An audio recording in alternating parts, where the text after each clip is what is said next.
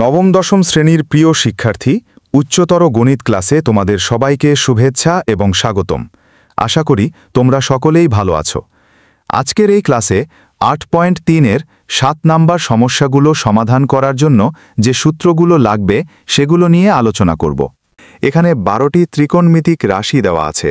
এই রাশিগুলোর মান নির্ণয় করতে হবে। এই রাশিগুলোর কোণের পরিমাণ পূর্ণকোণ আকারে দেওয়া আছে। এগুলোকে সমকোণ এবং সূক্ষ্মকোণ আকারে প্রকাশ করে রাশিগুলোর মান নির্ণয় করতে হবে। তার জন্য কিছু ধাপ তোমাদের জানা থাকতে হবে এবং চতুর্ভাগ সম্পর্কে তোমাদের ধারণা থাকতে হবে।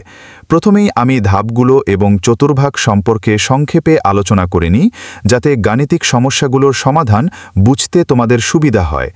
ধাপগুলো এবং চতুর্ভাগ সম্পর্কে আলোচনার সময়ই তোমরা বিভিন্ন প্রকার কোণ অর্থাৎ শূন্য কোণ, স্থূল কোণ, সরল কোণ, প্রবৃদ্ধি কোণ এবং পূর্ণ কোণ সম্পর্কে ধারণা অর্জন করতে পারবা। কথা না বাড়িয়ে শুরু করি আজকের এই ক্লাসটি। প্রথমেই আমরা ধাপগুলো সম্পর্কে জেনে নিই।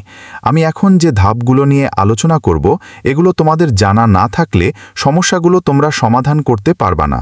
সুতরাং ধাপগুলো অবশ্যই তোমরা ভালো করে মুখস্থ করে নিবা। প্রথম ধাপে অনুপাতের কোণকে n/π/2 ± θ আকারে প্রকাশ করতে হবে। এখানে π/2 হল সমকোণ অর্থাৎ 90 ডিগ্রি। অর্থাৎ এই যে এখানে 7π আবার এখানে 11π/2 দেখতে পাচ্ছ, এগুলো পূর্ণকোণ। অর্থাৎ এই কোণগুলোর মান অনেক বেশি, যা একটি চতুর্ভাগকে এক বা একাধিক বার ঘুরে আসতে পারে।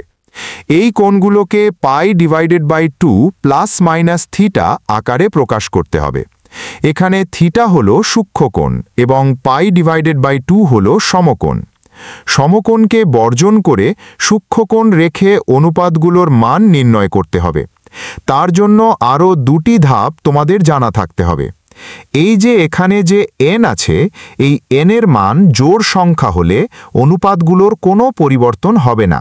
অর্থাৎ সাইন থাকলে সাইনই হবে, কস থাকলে কসই হবে, ট্যান থাকলে ট্যানই হবে। তোমরা জানো ত্রিকোণমিতিক অনুপাত 6টি: সাইন, কস, ট্যান, কোসেক, সেক এবং কট। এদের কোনো পরিবর্তন হবে না। আবার যদি n এর মান বিজোড় হয়, তাহলে অনুপাতগুলো পরিবর্তন হবে।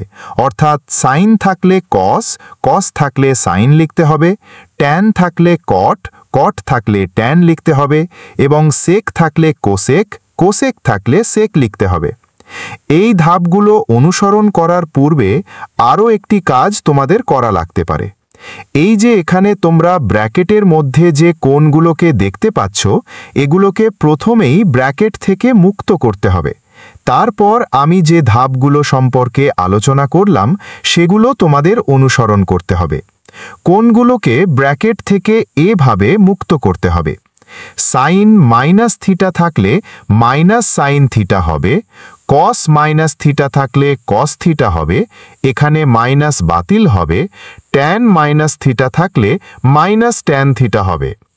এই সিস্টেমে কোণগুলোকে মুক্ত করতে হবে। এবার আমি চতুর্ভাগ নিয়ে আলোচনা করব। চতুর্ভাগ 4টি, এটা তোমরা সকলেই জানো।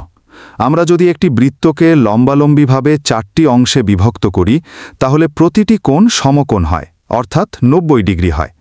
এটা হলো প্রথম চতুর্ভাগ, এটা দ্বিতীয় চতুর্ভাগ, এটা তৃতীয় চতুর্ভাগ এবং এটা হলো চতুর্থ চতুর্ভাগ।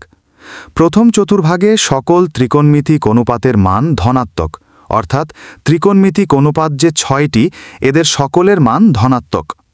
দ্বিতীয় চতুর্ভাগে সাইন এবং কোসেক ধনাত্মক, বাকিগুলো ঋণাত্মক। ত্রিকোণমিতিক অনুপাতগুলোর নাম অবশ্যই তোমাদের জানা থাকতে হবে। ত্রিকোণমিতিক অনুপাতগুলো হলো সাইন, কজ, ট্যান, কোসেক, সেক এবং কট। তৃতীয় চতুর্ভাগে ট্যান এবং কট ধনাত্মক, বাকিগুলো ঋণাত্মক। চতুর্থ চতুর্ভাগে কজ এবং সেক ধনাত্মক, বাকিগুলো ঋণাত্মক। এই বিন্দুটাকে বলা হয় শূন্য বিন্দু এবং এর নাম শূন্যকোণ। এখান থেকেই কোণের যাত্রা শুরু হয়। এখান থেকে এখানে আসলে এখানে 90 ডিগ্রি কোণ উৎপন্ন করে। অর্থাৎ এই বিন্দুটাকে বলা হয় 90 ডিগ্রির বিন্দু এবং বিন্দুর অবস্থান এখানে হলে সমকোণ উৎপন্ন করে। আবার যদি এখানে অবস্থান করে, তাহলে 180 ডিগ্রি হয়। এটাকে বলা হয় সরল কোণ। এখানে অবস্থান করলে 270 ডিগ্রি কোণ উৎপন্ন করে, তখন এটাকে প্রবৃদ্ধ কোণ বলে। আর এটাকে বলা হয় পূর্ণ কোণ। অর্থাৎ এখান থেকে যাত্রা শুরু করে যদি আবার এখানেই ফিরে আসে তাহলে 360 ডিগ্রি হয়। এই 360 ডিগ্রিকে পূর্ণ কোণ বলে। আমরা যদি 90 ডিগ্রি, 180 ডিগ্রি, 270 ডিগ্রি এবং 360 ডিগ্রিকে রেডিয়ান আকারে প্রকাশ করি তাহলে 90 ডিগ্রি হবে π/2, পাই এর মান 180 ডিগ্রি।